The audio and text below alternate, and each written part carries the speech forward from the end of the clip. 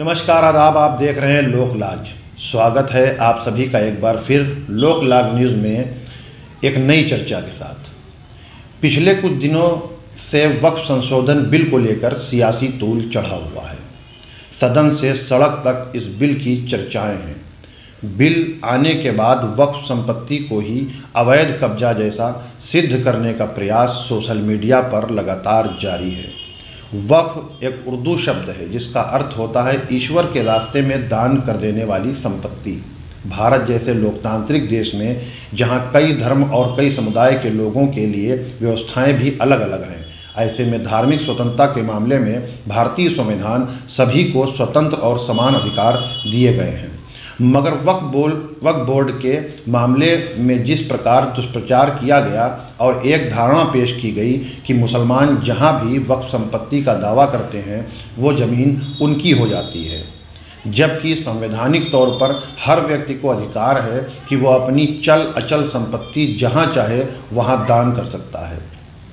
भारत की अधिकांश संपत्ति आज़ादी से पूर्व की सरकार संरक्षित इमारतें जो पहले ही से धार्मिक सरकारी संरक्षण के बाद भी अतिक्रमण उपेक्षाओं के साथ साथ अवैध कब्जे के शिकार हैं।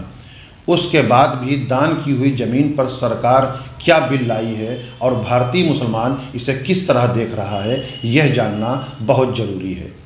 वक्फ बिल संसद में पेश होने के बाद ऑल इंडिया मजलिसे इत्तेहादुल मुस्लिमीन के अध्यक्ष बैरिस्टर असदुद्दीन अवैसी ने इसे सरकार की मुस्लिम विरोधी नीति बताते हुए इस बिल का विरोध किया।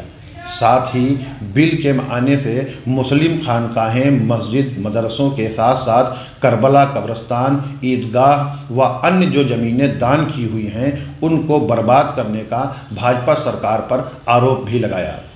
देखते देखते अवैसी की आवाज़ के साथ देश के कई मुस्लिम संगठन ने और मौलानाओं ने भी वक्फ बिल का विरोध किया, जिसके बाद सरकार ने कमेटी बनाकर आश्वासन दिया कि देश में अलग अलग राज्यों में यह कमेटी लोगों से मीटिंग कर रिपोर्ट बनाएगी, जो कमियां हैं उन्हें दूर किया जाएगा। मगर संशोधन के बाद भी अवैसी और मुस्लिम समाज की नाराज़गी जाती दिखाई नहीं दे रही है।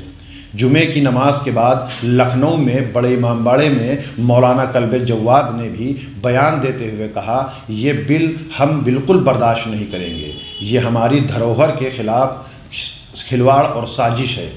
भारतीय संविधान इसकी इजाज़त किसी को नहीं देता, भले इसके विरोध में हमें सड़कों पर आना पड़े। उसके बाद एक पॉम्पलेट लोगों में खूब बांटा गया, जिसमें वक्फ संशोधन बिल के बारे में क्या क्या लिखा है हम आपको बताते हैं।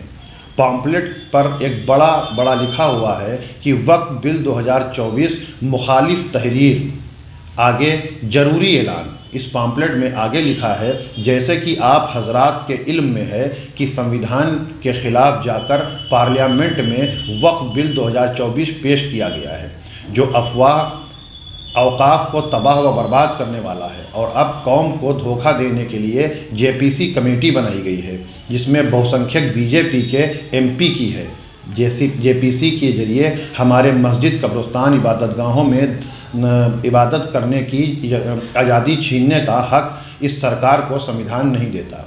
इसी पॉम्पलेट में आगे लिखा है, लिहाजा पूरी कौम को बेदार होने की ज़रूरत है, क्योंकि इस बिल की वजह से कौम व मिल्लत को अजीब नुकसान होगा।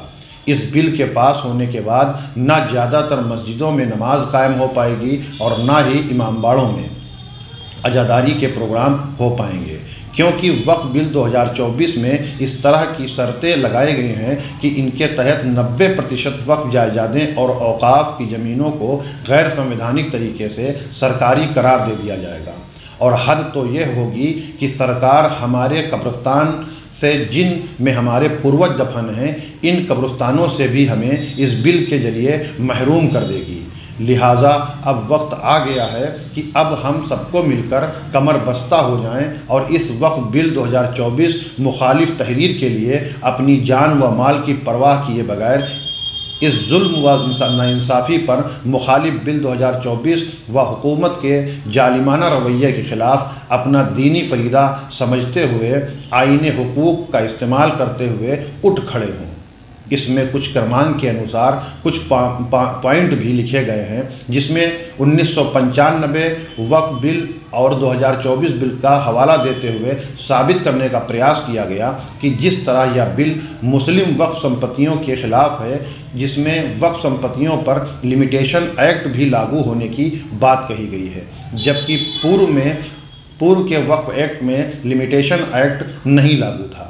वक्फ संपत्ति की जांच करने के लिए सर्वे कमिश्नर की नियुक्ति को खत्म कर सरकार अधिकार कलेक्टर को दे दिया गया है, जबकि पूर्व वक्फ एक्ट में हिसाब से वक्फ संपत्ति की घोषणा के बाद सर्वे कमिश्नर इसकी जांच कर राज्य सरकार को रिपोर्ट देता था। उसी आधार पर वक्फ में ज़मीन को सम्मिलित किया जाता था। नए एक्ट में अगर वक्फ करने वाले की कोई औलाद नहीं है तो उसे गवर्नमेंट अपने अंडर में ले लेगी, जबकि पुराने एक्ट में बिल की ज़मीन वक्फ के काम ही आती थी। सरकार सिर्फ संरक्षक के तौर पर रहती थी। सभी वक्फ जायदादों को दोबारा से वक्फ में 6 महीने के अंदर रजिस्ट्रेशन कराना होगा। रजिस्ट्रेशन करने के लिए वक्फ डीड का होना जरूरी है। जिस वक्फ जायदादों की वक्फ डीड नहीं होगी उन्हें वक्फ नहीं माना जाएगा और उनका रजिस्ट्रेशन नहीं होगा। तो इस तरह 90% मस्जिदें, इमामबाड़े, करबला सरकारी संपत्ति घोषित कर दी जाएंगी, जबकि पुराने वक्फ बिल में ऐसा कुछ नहीं था। एक और बिंदु पर इस बिल में के तहत कलेक्टर को यह पावर दी गई है कि वह यह फैसला करेगा कि जायदाद वक्फ की है या नहीं, और जब तक कलेक्टर के यहाँ ये विवाद लंबित रहेगा कि सरकारी भूमि है या वक्फ की, तब तक चाहे भूमि वक्फ की ही क्यों ना हो उसे सरकारी संपत्ति ही माना जाएगा। जबकि पूर्व में जुडिशियल अफसर जज होते हैं जो अदालत के माध्यम से फैसला सुनाते हैं। सबसे अहम बिंदु ये है कि सीईओ वक्फ बोर्ड गैर मुसलमान सरकारी अधिकारी भी हो सकते हैं। जबकि संपत्ति मुसलमानों के हित के लिए वक्फ की गई है तो वक्फ बोर्ड में गैर मुसलमान भी मेंबर अध्यक्ष हो सकते हैं और 2 गैर मुस्लिम मेंबर बनाने का प्रावधान है, जिसका विरोध मौलाना कल्बे जवाद के द्वारा इस पॉम्पलेट में दर्शाया गया है। लास्ट में इस पॉम्पलेट पर लिखा है, अपनी इबादतगाहों को बचाने और देश की एकजहती और सलाहियत के लिए इस पर्चे की कॉपी कराकर ज़्यादा से ज़्यादा लोगों तक पहुँचाएँ। शिया धर्मगुरु मौलाना कल्बे जवाद का यह ऐलान खाली देश नहीं विदेश तक मान्यता रखता है। इसके बाद सरकार के विरोध में मुस्लिम समुदाय का एक बड़ा वर्ग वक्फ बिल विरोध में खड़ा होता दिखाई दे रहा है। शायद सरकार इनको संतुष्ट करने की बजाय अपनी मनमानी रवैये को मुस्लिम समुदाय पर थोपना चाहती है। अब देखना ये होगा कि क्या सरकार वक्फ संशोधन बिल 2024 में बदलाव करती है या भारतीय मुसलमान इस बिल के विरोध में मैदान में आकर अपना विरोध दर्ज कराते हैं। ऐसा ही दिलचस्प वीडियो को देखने के लिए हमारे साथ जुड़े रहें और देखते रहें।